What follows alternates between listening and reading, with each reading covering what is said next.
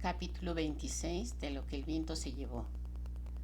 Scarlett llevaba 2 semanas en Tara desde su regreso de Atlanta, cuando la ampolla más inflamada que tenía en un pie comenzó a ulcerarse, hinchándosele hasta el punto de no poder ponerse el zapato y tener que cojer constantemente, apoyándose sobre el talón. Se desesperaba viendo la cárdena rosadura en el dedo. Y si llegase a gangrenarse como las heridas de los soldados y tuviera ella que morir por no tener ningún médico cerca, por amarga que fuese ahora la vida para ella, no sentía deseo alguno de abandonarla, porque ¿quién se ocuparía de Tara si ella muriese? Al principio esperaba que reviviese el antiguo espíritu de Geralt y que éste tomara el mando, pero en aquellas 2 semanas tal esperanza hubo de disiparse. Scarlett era consciente de que, lo quisiera o no, la plantación y todos sus habitantes quedaban en sus inexpertas manos, porque Geralt no hacía más que estar sentado en silencio, como si soñara, sumiso pero ausente de Tara. Cuando ella le pedía algún consejo, contestaba únicamente: «Haz lo que te parezca mejor, hija», o algo peor aún: «Consúltalo con tu madre pequeña». Ya nunca cambiaría, y Scarlett, al comprenderlo así, lo aceptó sin emoción. Geralt, mientras viviera, seguiría aguardando a Helena, intentando oír su voz. Se hallaba en un nebuloso país fronterizo, donde el tiempo no transcurría, y para él, Helena estaba siempre en la habitación contigua. Al morir Helena, perdió el resorte maestro de su existencia, y con él desaparecieron su impetuosa seguridad, su desparpajo y su inquieto dinamismo. Helena había sido el auditorio ante el cual se representara el tumultuoso drama de Geralt O'Hara. Ahora el telón había caído para siempre, las candilejas estaban apagadas y el público se había marchado. Mientras el confuso y viejo actor permanecía sobre el escenario vacío, esperando su turno para continuar. Aquella mañana, la casa estaba quieta por todos, excepto Scarlett. Wade y las 3 enfermas andaban en el pantano buscando a la cerda. El mismo Geralt se había animado un poco y arrastraba los pies por el campo arado, apoyando una mano en el brazo de Pork y con un rollo de cuerda en la otra. Susele y Karen se habían dormido después de llorar, como hacían un par de veces al día por lo menos, con lágrimas de pena y de debilidad que corrían por sus demacradas mejillas al acordarse de Helena. Melanie, incorporada sobre los almohadones por primera vez aquel día, se envolvía en una sábana remendada entre las 2 criaturillas, con la cabecita dorada y suave de la una acurrucada en un brazo, mientras que con el otro sostenía cariñosamente la testa negra y rizosa del hijo de Dilsey. Wade estaba sentado a los pies de la cama escuchando un cuento de hadas. Para Scarlett el silencio de Tara era insoportable, porque le recordaba demasiado vivamente el silencio mortal de toda la desolada comarca que hubo de atravesar aquel interminable día en que salió de Atlanta para volver a casa. La vaca y el ternero o pasaban horas y horas sin exhalar un mugido. Los pájaros no piaban cerca de su ventana, e incluso la alborotada familia de estorninos que vivían entre el follaje de los magnolios a través de varias generaciones no cantaban aquel día. Scarlett llevó una silla junto a la ventana de su cuarto, que daba al camino principal de entrada, dominando el macizo césped y los pastos solitarios y verdes del otro lado del camino, y allí permaneció sentada, con la falda por encima de las rodillas y la barbilla apoyada en las manos, asomada a la ventana. Tenía junto a ella un cubo de agua del pozo y de cuando en cuando metía en él el pie cerado, haciendo una mueca de dolor cada vez que sentía la punzante sensación. Malhumorada, apoyó la barbilla en la mano. Precisamente cuando más necesidad tenía de todas sus fuerzas, se le enconaba el dedo. Aquellos imbéciles no encontrarían nunca la cerda. Habían tardado una semana en coger los cerditos, uno por uno, y ahora, al cabo de 2 semanas, la marrana seguía en libertad.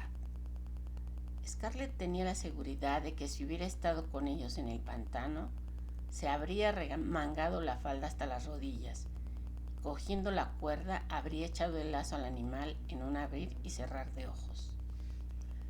Pero, aún en caso de cazar la cerda, si es que llegaba a cogerla, ¿qué harían después de comerse a esta y a sus crías? La vida continuaría y el apetito también. El invierno se aproximaba y no habría alimentos, ni siquiera los escasos restos de legumbres de los huertos vecinos.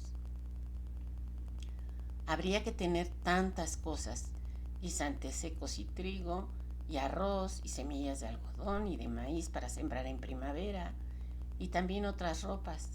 ¿De dónde iba a salir todo aquello y cómo se pagaría? Había registrado ocultamente los bolsillos y la caja del dinero de Gerald, y lo único que pudo encontrar fueron unos paquetes de bonos de la Confederación y $3,000 en billetes confederados también.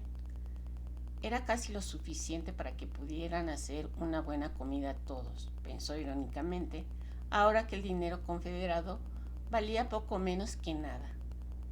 Pero aunque tuviera dinero, ¿dónde se podrían encontrar víveres y cómo podría traerlos a casa? ¿Por qué había permitido Dios que se muriese el viejo caballo? Incluso aquel miserable animal que Red había robado supondría para ellos un mundo de diferencia. O aquellas finas mulas que solían coser en la pradera, al otro lado del camino, y los soberbios caballos para el coche y su pequeña yegua, y los jacos de las niñas, y el magnífico caballo de Gerald que galopaba y corría por los pastos.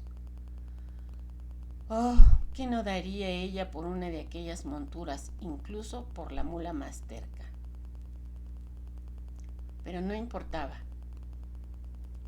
Cuando se curara su pie, iría andando hasta Jonesboro. Sería la caminata más larga que hubiera hecho en su vida, pero lo haría.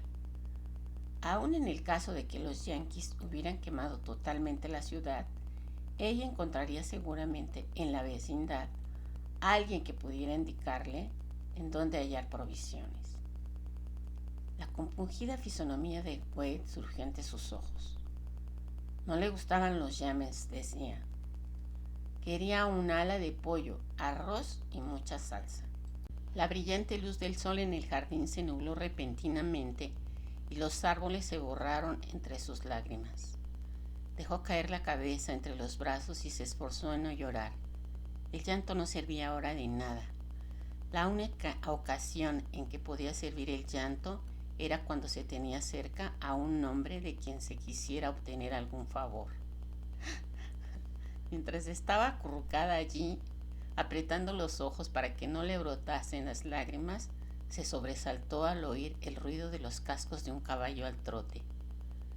Pero no levantó siquiera la cabeza. Se había imaginado aquel ruido tantas veces durante los días y las noches de las 2 semanas anteriores, lo mismo que había creído oír el crujido de la falda de Elena. Su corazón martillaba como le ocurría siempre en tales casos, antes de ordenarse severamente a sí misma: no seas idiota. Pero los cascos alteraron su compás de manera sorprendentemente natural hasta ponerse al ritmo del paso y se oyó el rechinar de la arena. Era un caballo. Oh, los Tarleton, los Fontaine. Miró rápidamente. Era un militar perteneciente a la caballería yanqui. Automáticamente Scarlett se ocultó detrás de la cortina y le miró fascinada a través de los pliegues de la tela, sintiéndose tan sobresaltada que el aire salía de sus pulmones con dificultad. Encorvado sobre su montura, veía a un hombre grueso y de aspecto rudo, con una enmarañada barba que caía sobre la abierta guerrera azul. Sus ojillos muy juntos, que visqueaban al sol, parecían estudiar la casa con calma, bajo la visera de su ceñida gorra militar azul. Cuando se apeó despacio y anudó cuidadosamente las riendas alrededor del poste en que se ataban los caballos, Scarlett recobró el aliento tan repentina y dolorosamente como cuando se recibe un fuerte golpe en el estómago. Un yanqui con un largo pistolón a la cadera, y ella estaba sola en casa con 3 chicas enfermas y 2 criaturas. Conforme el militar avanzaba por el camino, con la mano en la funda de la pistola y sus relucientes ojillos mirando a derecha e izquierda, una caleidoscópica serie de confusas escenas pasó por su mente. Historias que la tía Pitipal le había cuchicheado sobre ataques a mujeres solas, cuellos cortados, casas incendiadas con mujeres moribundas dentro, niños ensartados con bayonetas porque gritaban, todos los horrores ligados al odioso nombre de Yankee. Su primer aterrorizado impulso fue esconderse en un ropero, meterse debajo de la cama, echar a correr escaleras abajo y huir gritando hacia el pantano. Cualquier cosa con tal de huir de aquel hombre, pero oyó enseguida sus cautelosos pasos sobre los peldaños de la entrada y luego en el vestíbulo, y comprendió que tenía cortada la retirada. El miedo la paralizó y sin poder moverse escuchó el paso del hombre de una habitación a otra en la planta baja y cómo pisaba más fuerte y firmemente al no descubrir a nadie. Estaba ahora en el comedor y en un instante entraría en la cocina. Al pensar en la cocina, Scarlett sintió que le invadía una rabia repentina tan aguda que traspasaba su corazón como una cuchilla. Y ante aquel violento furor el miedo se desvaneció totalmente. La cocina. Allí sobre la lumbre había 2 pucheros, uno lleno de manzanas puestas a cocer y el otro con una mezcolanza de legumbres penosamente traídas de 12 robles y del huerto de los Mackintosh. La comida destinada a 9 personas hambrientas, cuando apenas alcanzaba para 2. Scarlett había estado reprimiendo su propio apetito durante varias horas, esperando el regreso de los demás, y la idea de que el yanqui se comiera su escaso almuerzo la llenó de cólera. Malditos todos, habían caído como una nube de langostas, dejando que Tara muriera de hambre lentamente, y ahora volvían para robar lo poco que dejaron. Su vacío estómago se retorcía. Santo Dios, allí había un yanqui que no robaría más. Se quitó el gastado zapato y descalza se deslizó velozmente hacia el despacho sin notar siquiera el dolor en su lastimado pie. Abrió sin ruido el cajón de arriba y sacó la pesada pistola que había traído de Atlanta, el arma que llevara Charles, pero que nunca había usado. Buscó en la caja de cuero que colgaba de la pared bajo el sable y sacó una bala. La metió en el cargador con mano firme. Rápida y silenciosamente corrió hacia el rellano y bajó las escaleras apoyándose en la baranda con una mano y sosteniendo la pistola junto a la pierna entre los pliegues de la falda. ¿Quién anda ahí?, gritó una voz nasal, y ella se detuvo en mitad de la escalera, latiéndole la sangre con tanta fuerza en los oídos que no podía apenas percibir sus palabras. «¡Alto disparo!», dijo la voz. Él estaba en la puerta del comedor, encogido y en tensión, sosteniendo en una mano la pistola y en la otra una cajita de costura de madera de rosa, con el dedal y el alfiletero de oro y las tijeritas montadas también en oro. Scarlett notaba que las piernas paralizadas, pero la rabia sofocaba su rostro. El costurerito de Elena en sus manos quiso gritarle: «No toques, no lo toques, asqueroso». Pero las palabras no lograron salir de su boca. Solo podía mirarla horrorizada por encima del pasamanos, viendo cómo su rostro pasaba de una tensión agresiva a una sonrisa medio despectiva, medio amistosa. «Veo que hay alguien en casa, ¿eh?», dijo él, metiendo otra vez la pistola en su funda y avanzando por el vestíbulo hasta quedar precisamente debajo de ella. «Solita, ¿verdad?». En un relámpago, ella asomó el arma por encima del pasamanos, casi tocando el barbudo rostro del hombre. Antes de que él pudiese siquiera llevar la mano a la pistola, Scarlett apretó el gatillo. El retroceso del arma la hizo vacilar. El estruendo de la explosión la ensordeció y un humo acre cosquilló su nariz.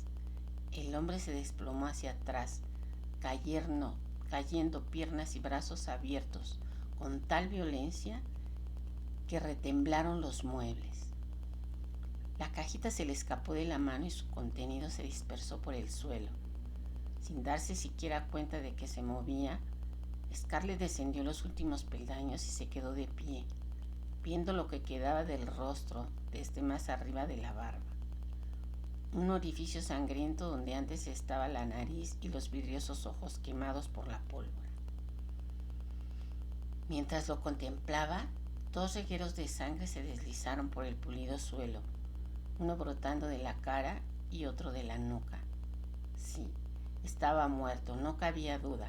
Había matado a un hombre.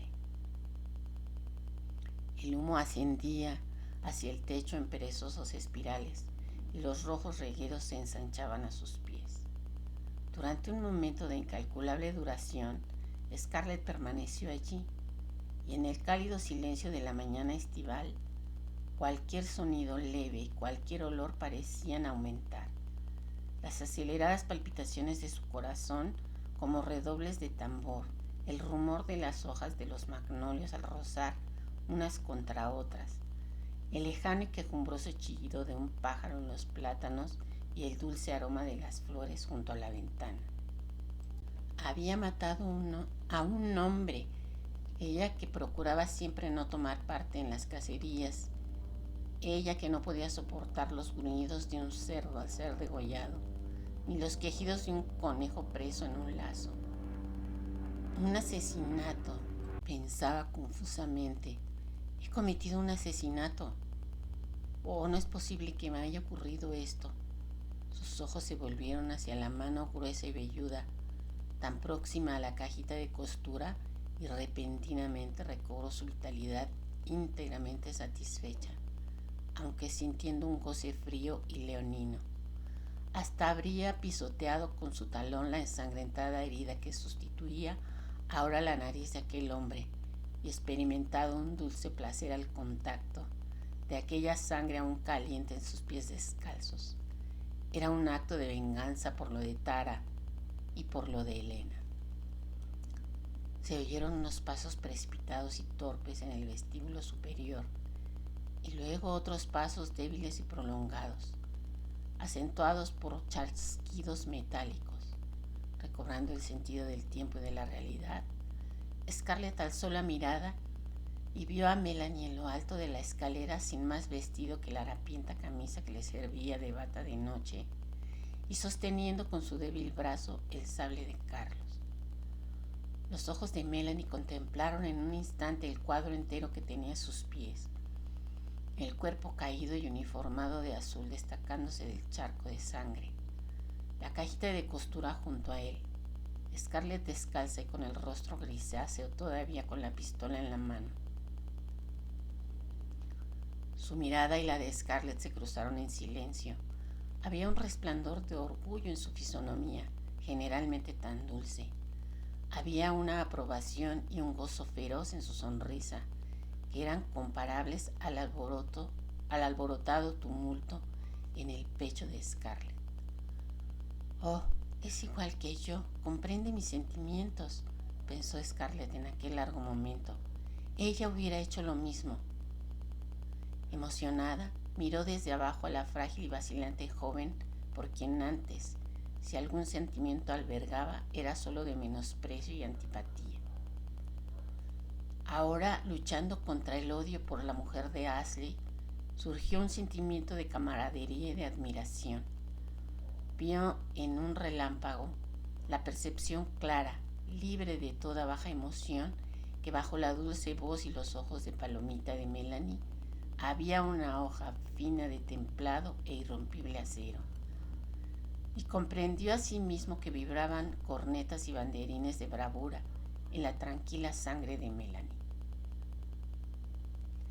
¡Scarlett, Scarlett!, chillaban las débiles y asustadas voces de Suelen y Karen, apagadas por la puerta cerrada, y la vocecita de Wade gritaba también: ¡Tía, tía!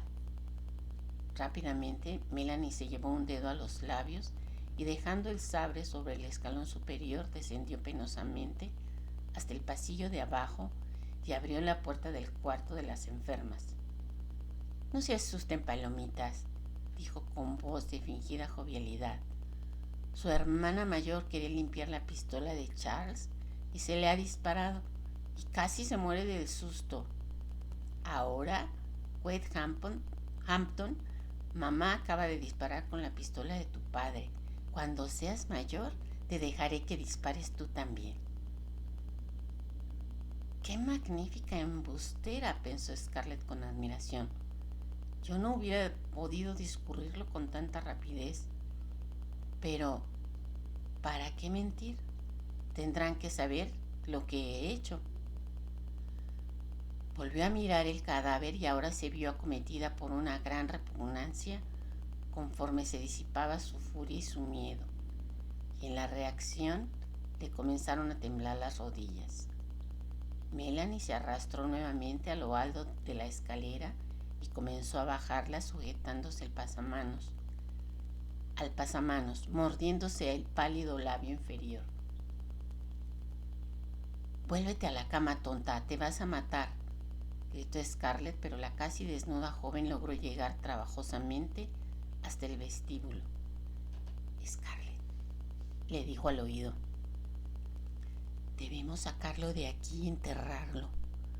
Pudiera no estar solo y se lo encuentran aquí». Y hablando se apoyó en el brazo de Scarlett. «Debe de haber venido solo», contestó esta. Desde la ventana de arriba no había nadie, debía de ser un desertor.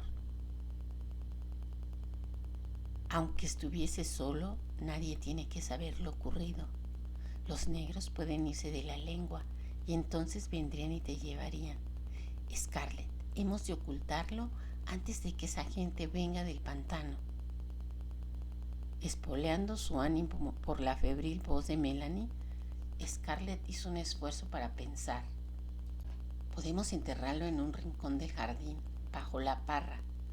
La tierra está todavía removida donde Por cavó para sacar la barrica de whisky. ¿Pero cómo voy a llevarlo hasta allí? Tiraremos cada una de una pierna y lo arrastraremos, dijo Melanie con firmeza. En contra de su voluntad, la admiración de Scarlett se acrecentó. Tú no podrías arrastrar ni a una gata. Yo la arrastraré, dijo con rudeza. Tú te vuelves a la cama, te vas a matar. Y no intentes ayudarme o te llevo arriba a la fuerza yo misma. En la pálida fisonomía de Melanie se dibujó una sonrisa de dulce comprensión. Eres muy buena, dijo. Y sus labios rozaron suavemente la mejilla de Scarlett antes de que ésta pudiera recobrarse de su sorpresa. Melanie continuó. Si tú puedes arrastrarlo hasta afuera, yo limpiaré lo que éste ensució antes de que esa gente vuelva. Y, Scarlett, ¿qué? ¿Crees que sería deshonesto registrar su mochila? ¿Podría llevar algo de comer? Ciertamente, admitió Scarlett, algo enojada porque a ella no se le había ocurrido tal idea. Tú le miras la mochila y yo le registraré los bolsillos. Se agachó hacia el cadáver y con repugnancia acabó de desabrocharle la guerrera y comenzó a hurgar en todos los bolsillos. Dios mío, prorrumpió sacando una abultada cartera envuelta en un trapo. Melanie, me parece que está llena de dinero. Melanie no contestó, pero se sentó bruscamente en el suelo apoyándose contra la pared. Mira tú, dijo con voz entrecortada, me siento un poco débil. Scarlett tiró del trapo con manos temblorosas y abrió los costados de piel. Mira, Melanie, por favor, mira. Melanie miró y sus ojos se dilataron. Desordenadamente mezclados había allí un montón de billetes de verde reverso, billetes de Estados Unidos con billetes confederados y brillando entre ellos una moneda de oro de $10 y 2 de $5. No te detengas a contar a eso ahora, dijo Melanie cuando Scarlett comenzó a hojear los billetes. No tenemos tiempo. ¿Te haces cargo, Melanie, de que este dinero significa que podremos comer? Sí, querida, lo sé, pero no tenemos tiempo ahora. Tú mira en los demás bolsillos y yo miraré en la mochila. A Scarlett le costaba trabajo soltar la cartera. Brillantes perspectivas se ofrecían ante su vista. Dinero, el caballo yankee, víveres. Había un Dios al fin y al cabo, y él se encargaba de proveer para todos, aunque recurriera a medios algo extraños. Se sentó en cuclillas y contempló fijamente la cartera. Sonriente. Alimento. Melanie se la arrancó de las manos. Date prisa, le urgió. Nada salió de los bolsillos del pantalón, a no ser un cabo de vela, un cortaplumas, un trozo de tabaco prensado y un poco de cordero. Melanie sacó de la mochila un pequeño paquete de café que olfateó con deleite como si fuera el más aromático de los perfumes, galleta seca y lo que cambió la expresión de su rostro, la miniatura de una niña en un marco de oro adornado con perlitas. Un imperdible de granates, 2 anchos brazaletes de oro con pequeñas cadenitas colgantes, un dedal de oro, un brillante vasito para niño de plata, una sortija con un brillante solitario y un par de pendientes de brillantes en forma de pera de más de 1 quilate cada uno. Era un ladrón, dijo en voz baja Melanie, retirándose del inerte cuerpo. Scarlett, todo esto debió de haberlo robado. Por supuesto, y entró aquí con la intención de robarnos a nosotros también. Me alegro de que lo hayas matado, dijo Melanie con dura expresión en sus dulces ojos. Pero ahora date prisa, querida, y sácalo de aquí. Scarlett se inclinó, cogió al muerto por las botas y tiró de él. Repentinamente se hizo cargo de cuánto pesaba el hombre y cuán débil estaba ella. ¿Y si no pudiera moverlo? Dando la vuelta y colocando el cadáver tras de sí, cogió una pesada bota por debajo de cada brazo y se echó con todo su cuerpo hacia adelante. Pudo moverlo y dio otro tirón. Su dolorido pie, olvidado por la excitación, le dio ahora una aguda punzada que le hizo rechinar los dientes y poner todo el esfuerzo impulsivo sobre el talón. Tirando y haciendo esfuerzos con el sudor bañándole la cara, lo sacó hasta el vestíbulo de entrada, dejando a su paso un rastro sangriento. Si continúa sangrando por el patio, no podremos ocultarlo, dijo con voz entrecortada. Déjame tu camisa, Melanie, y le envolveré la cabeza. La pálida faz de Melanie se volvió carmín. No seas tonta, no voy a mirarte, dijo Scarlett. Si yo llevara enaguas o pantalones, los usaría. Acurrucándose contra la pared, Melanie se sacó por la cabeza la remendada camisa y silenciosamente se la arrojó a Scarlett, tapándose ella como pudo con los brazos. Gracias a Dios que yo no soy tan vergonzosa, pensó Scarlett, adivinando más que viendo la tortura de Melanie mientras ella envolvía con el harapiento lienzo la mutilada cabeza del muerto. Con una serie de cojos tirones arrastró el cuerpo hacia el pórtico trasero. y deteniéndose para enjugarse el sudor de la frente con el dorso de la mano, volvió la cabeza para mirar a Melanie, que sentada junto a la pared hecha un ovillo con las rodillas junto a los desnudos pechos. Qué tonta era Melanie preocupándose del pudor en momentos como estos, pensó Scarlett con irritación.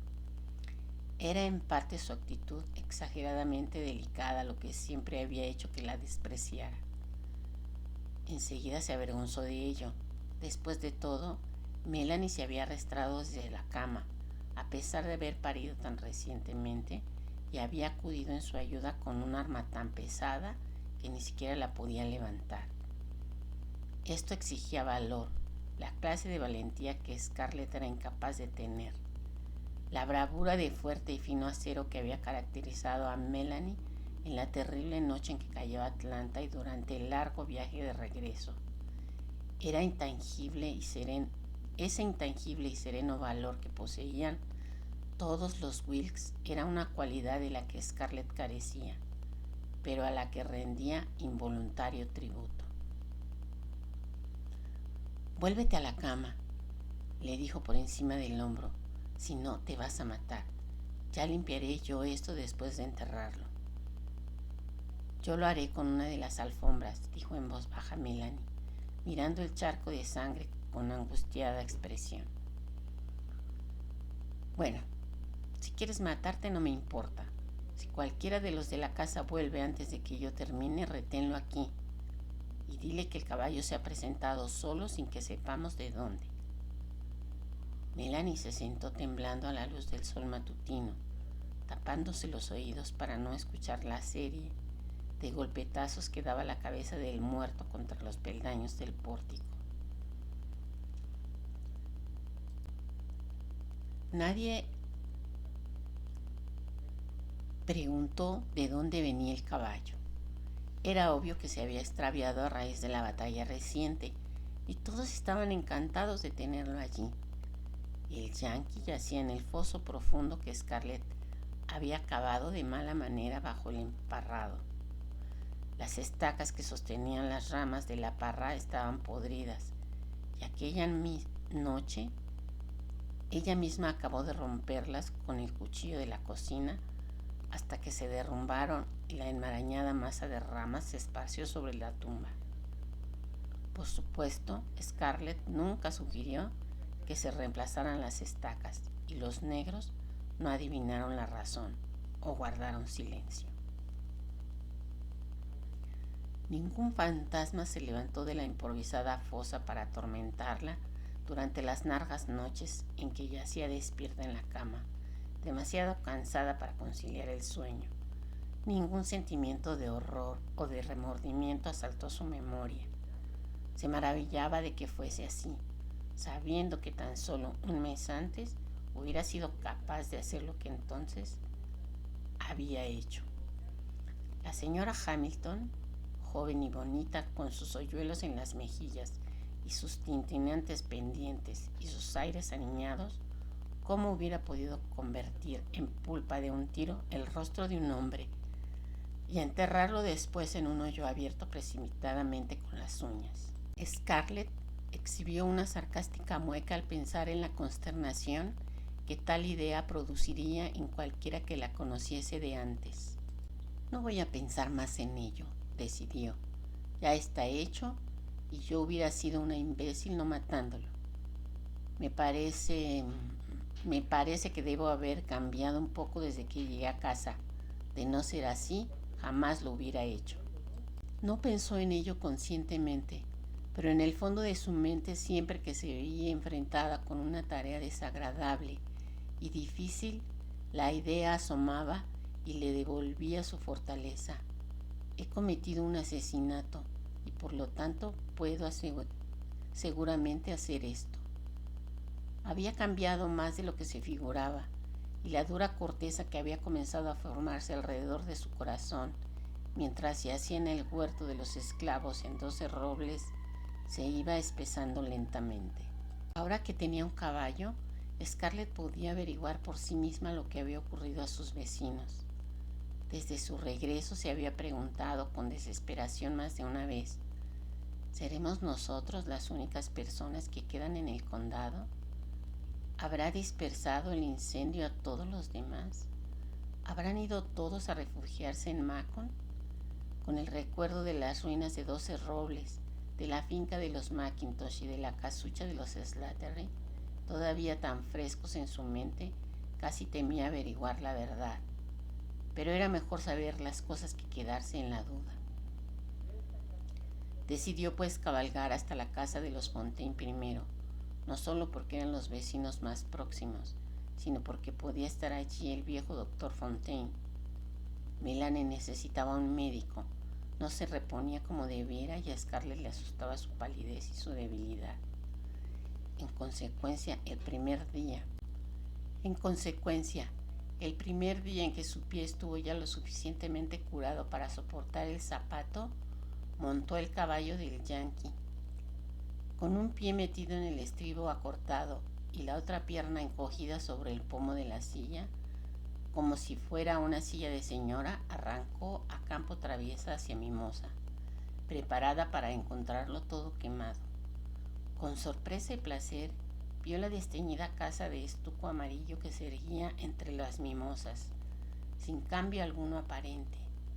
Un sentimiento cálido de felicidad, de una felicidad que casi le arrancó las lágrimas, inundó su ser cuando las 3 mujeres de la familia Fontaine salieron a recibirla con besos y gritos de júbilo.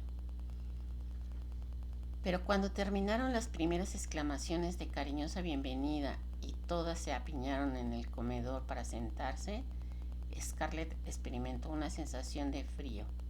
Los Yankees no habían llegado a Mimosa porque estaba algo lejos de la carretera principal.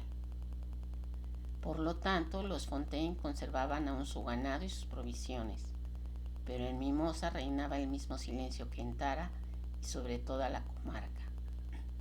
Todos los esclavos, excepto 4 sirvientes de la casa, habían huido, asustados por la llegada de los Yankees. No había un solo hombre en la finca, a menos que se considerase como tal al niñito de Sally, Joe, que apenas había dejado los pañales. Solas en el gran caserón estaba la abuela Fontaine, que pasaba de los 70 años, su nuera, que siempre sería conocida como la señorititita, aunque había cumplido los 50, y Sally, que apenas llegaba a 20. Estaban lejos de todos los vecinos y sin protección alguna, pero si tenían miedo no lo mostraban en sus caras. Probablemente, pensó Scarlett, porque Sally y la señorititita temían demasiado a la abuela, frágil como la porcelana pero todavía endomeñable, para atreverse a expresar sus temores. La misma Scarlett temía a la anciana porque poseía vista de lince y lengua afiladísima, y ella había tenido ocasión de comprobarlo en otros tiempos. Aunque no estaban unidas por lazos de sangre, existía un parentesco espiritual y de experiencias comunes que enlazaba a aquellas mujeres.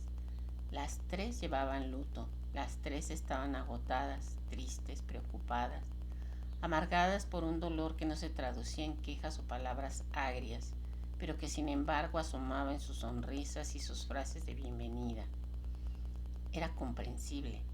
Sus esclavos habían escapado y su dinero nada valía.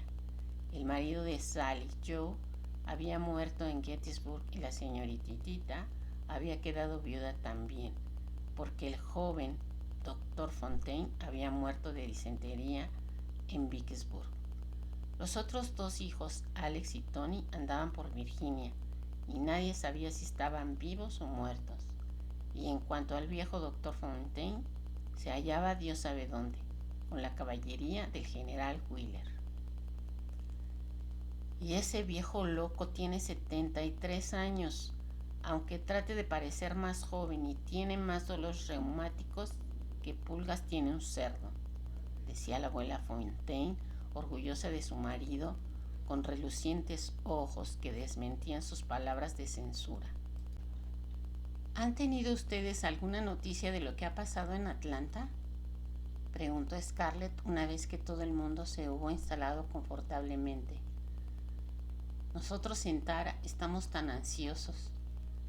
Dios mío, dijo la señora apoderándose de la conversación como solía hacerlo.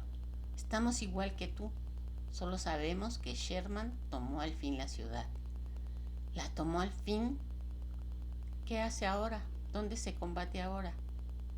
¿Cómo quieres que 3 mujeres solitarias, aisladas aquí en el campo, sepamos todo sobre la guerra, cuando hace semanas que no hemos leído ni una sola carta ni un periódico? Dijo la vieja dama con cierta sequedad. Uno de nuestros negros habló con un negro que vio a otros que habían estado en Jonesboro, pero fuera de eso nada sabemos.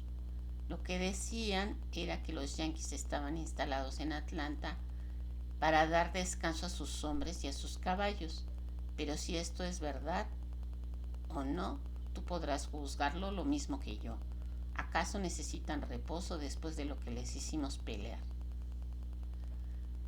Pensar que has estado en Tara todo este tiempo y nosotros no lo sabíamos, interrumpió la señoritita. Oh, ahora me arrepiento de no haberme acercado hasta allí, pero ha habido tanto que hacer aquí desde que se marcharon los negros que yo no podía dejar esto. No obré como muy buena vecina. Claro que pensábamos que los yanquis habían quemado vuestra casa, lo mismo que habían quemado 12 robles y la casa de los Mackintosh, y que todos ustedes se habían ido a Macon. Y nunca pensamos que tú pudieses estar en tu casa, Scarlett.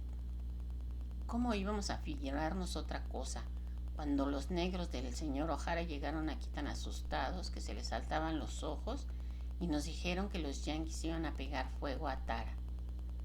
Interrumpió a su vez la abuela. Y vimos que... comenzó Sally. Estoy hablando yo, perdona, dijo la anciana brevemente. Y dijeron que los yanquis habían acampado alrededor de Tara y que tu familia se disponía a marchar a Macon. Y después esa misma noche advertimos desde aquí el resplandor del incendio por la parte de Tara, y eso duró muchas horas y espantó a nuestros imbéciles negros, y entonces se marcharon. ¿Qué es lo que se quemó? Todo nuestro algodón por valor de $150,000, replicó Scarlett con amargura. Da las gracias de que no fuera tu casa, dijo la abuela, apoyando la barbilla sobre el puño de su bastón. Siempre puedes cultivar más algodón, pero no puedes cultivar una casa. Y a propósito, ¿has comenzado a recoger el algodón? No, dijo Scarlett, y ahora casi todo está perdido. Me imagino que no quedarán más que unas 3 balas utilizables, y eso allá, al pie del arroyo. ¿Pero de qué nos va a servir? Todos nuestros peones del campo se han ido y no queda nadie para recoger la cosecha. Vaya, con que se marcharon todos los peones. Se marcharon y no queda nadie para recogerlo, exclamó la abuela imitando el tono de voz de Scarlett, dirigiéndole una mirada satírica. ¿Qué les pasa a tus lindas patitas, niña, y a las de tus hermanas? Yo recogiendo algodón, gritó Scarlett horrorizada, como si la abuela hubiera sugerido algún crimen nefando. ¿Como un peón negro? ¿Como un pordiosero blanco? ¿Como las mujeres de los Slattery? Pordioseros blancos, ¿eh? Qué blanda y delicada se ha vuelto esta generación. Déjame que te diga, niña, que cuando yo era muy joven, mi padre perdió todo su dinero, y a mí no me dio vergüenza trabajar honradamente con mis manos, incluso en el campo, hasta que mi padre tuvo bastante dinero para adquirir más esclavos. He cavado surcos para sembrar, he recogido algodón y lo haría otra vez si fuera preciso.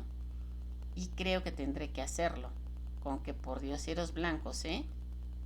Oh, mamá Fontaine, exclamó su nuera, dirigiendo imploradoras miradas a las 2 chicas como suplicándoles que aplacasen a la septuagenaria dama.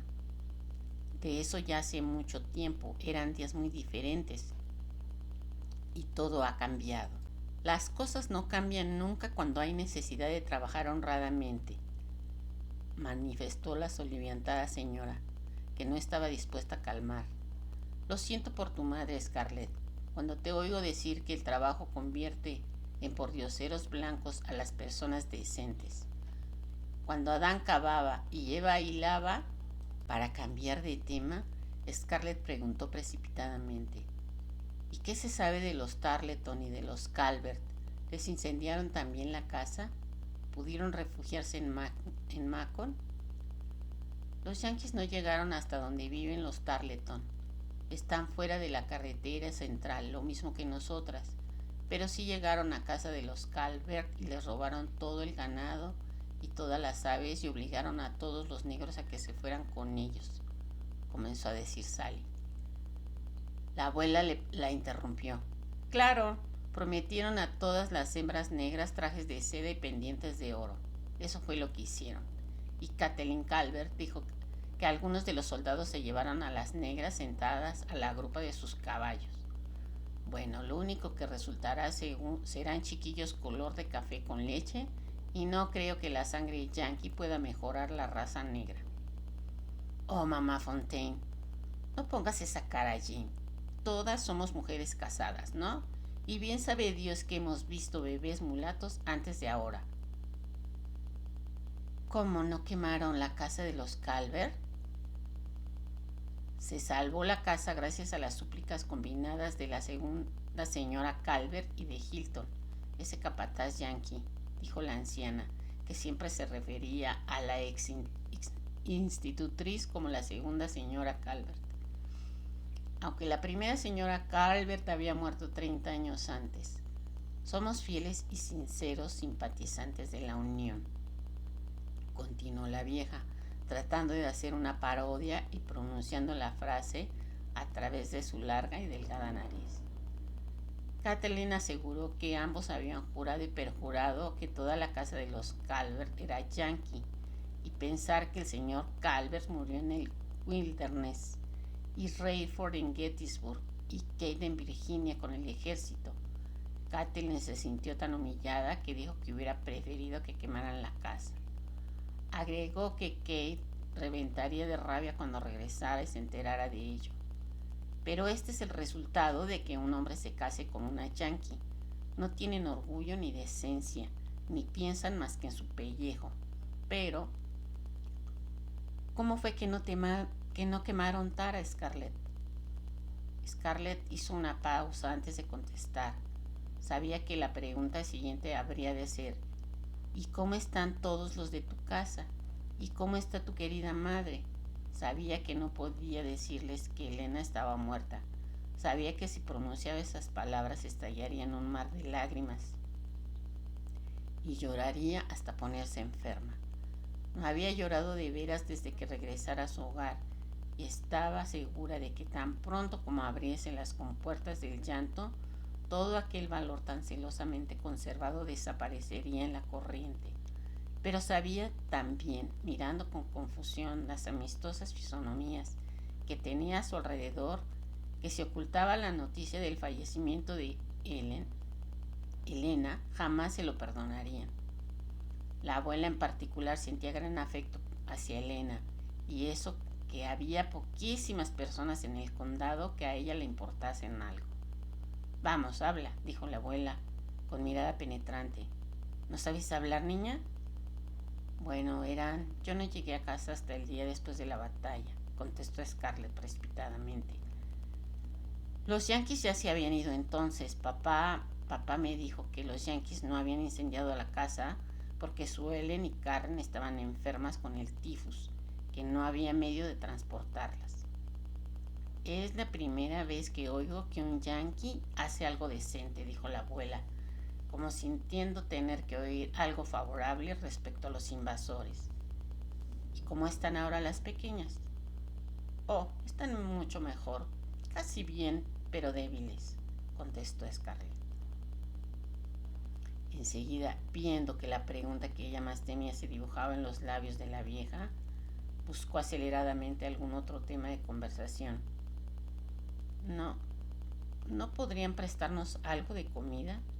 Los yanquis nos limpiaron, como una plaga de langostas.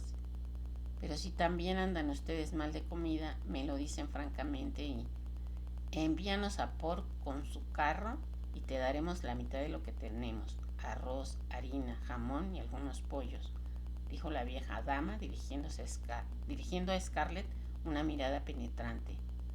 Oh, eso es mucho, realmente yo. Ni una palabra, no quiero ni escucharte. ¿Para qué están los vecinos? Son ustedes tan buenos que no puedo. Pero tengo que marcharme ya, en casa estarán inquietos por mí. La abuela se levantó rápida y cogió a Scarlett por el brazo. Ustedes dos quédense aquí, ordenó empujando a Scarlett hacia el pórtico de atrás. Tengo que hablar 2 palabras en privado con esta niña. Ayúdame a bajar, Scarlett. La señoritita y Sally dijeron adiós y prometieron ir a visitarlas muy pronto. Estaban devoradas por la curiosidad de saber qué era lo que la abuela tenía que decir a Scarlett, pero a menos que ésta quisiera contárselo, no iban a enterarse. Las viejas eran difíciles de convencer. La señoritita cuchicheó algo al oído de Sally mientras reanudaban su labor de costura. Scarlett permaneció junto a su caballo, con la brida en la mano, sintiendo el corazón oprimido. Ahora, vamos a ver, dijo la abuela mirándola a los ojos. ¿Qué pasa en Tara? ¿Qué es lo que no nos has contado? Scarlett levantó la vista hacia aquellos ojos intensos y comprendió que podía decir la verdad sin llorar. Nadie se atrevería a llorar delante de la abuela Fontaine sin su permiso. Mamá ha muerto, dijo sencillamente. La mano que se apoyaba en su brazo se lo apretó hasta hacerle daño y los arrugados párpados que enmarcaban los amarillentos ojos se agitaron convulsivamente. ¿La mataron los yanquis? Murió de tifus. Murió el día antes de volver yo. No me digas más, exclamó la abuela severamente, y Scarlett notó cómo tragaba saliva. ¿Y tu padre? Papá no es el mismo. ¿Qué quieres decir? Habla. ¿Está enfermo? La emoción se ha vuelto muy extraño. No me digas que no es el mismo. ¿Tiene perturbado el cerebro? Era casi un alivio oír la verdad expresada tan abiertamente. Por fortuna la anciana no pronunció palabras de consuelo que hubieran provocado el llanto de Scarlett. Sí, contestó suavemente. Ha perdido la cabeza. Obra como si estuviera aturdido y a veces no parece ni recordar que mamá ha muerto. Oh, señora, se me parte el corazón al verle sentado hora tras hora, aguardándola con tanta paciencia. Él, que era más impaciente que un niño. Pero es todavía peor cuando se acuerda de que ha muerto. De vez en cuando, después de haber permanecido inmóvil aguzando el oído para escuchar sus pasos, salta del asiento de pronto y marcha a tropezones hasta el lugar en donde está la tumba. Y cuando regresa, casi arrastrándose con la cara bañada en lágrimas, me dice y me repite hasta que yo he de hacer un esfuerzo para no ponerme a gritar. Kelly Scarlett, la señora O'Hara ha muerto, tu madre ha muerto. Y eso es tan terrible para mí como cuando se lo oí decir por primera vez y otras veces. Ya muy entrada la noche, oigo cómo la llama y tengo que saltar de la cama y decirle que mamá ha ido a los pabellones para visitar a un negrito enfermo. Y él no quiere que ella se canse tanto haciendo de enfermera de los demás. Y es tan difícil hacer que se acueste otra vez. Es como un niño pequeño. Oh, cómo quisiera que el doctor Fontaine estuviera aquí. Sé que seguramente haría algo por papá. Y Melanie también necesita un médico. No se repone del parto tan pronto como debiera.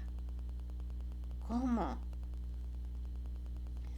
¿Meli tiene un nene y está contigo? Sí. ¿Qué hace Meli contigo? ¿Por qué no está en Macon con su tía y sus parientes? Me parece que tú no la querías muy bien, niña, a pesar de ser hermana de Charles. Dime pues, ¿cómo es que se ha reunido con ustedes? Es una larga historia, señora. ¿No quiere usted volver a casa y sentarse? No me canso de pie, dijo la abuela secamente. Y si cuentas delante de las otras lo que ha pasado, comenzarán a lloriquear y hacer que sientas más tus penas. ¿Con qué vamos? Cuenta. Scarlett comenzó entre balbuceos a relatar el sitio de la ciudad y el estado de Melanie, pero conforme adelantaba la historia y sentía sobre sí los ojos de la anciana que disminuían la intensidad de su mirada, fue encontrando palabras de vigor y de horror. Todo volvía a su mente, el calor sofocante del día que nació el niño, la agonía de su temor, la huida, el abandono de Red. Habló de la salvaje oscuridad de la noche, de las llameantes hogueras en el campo, que lo mismo podían ser de amigos que de enemigos, de las desnudas chimeneas que se levantaban ante sus ojos al sol matutino, de los cadáveres de hombres y de caballos sembrados a lo largo de la carretera, del hambre que pasaron, de su desolación, del temor de que Tara estuviera quemada. Yo creía que si podía llegar hasta casa y hasta mi madre, ella lo arreglaría todo y yo podría soltar mi pesada carga.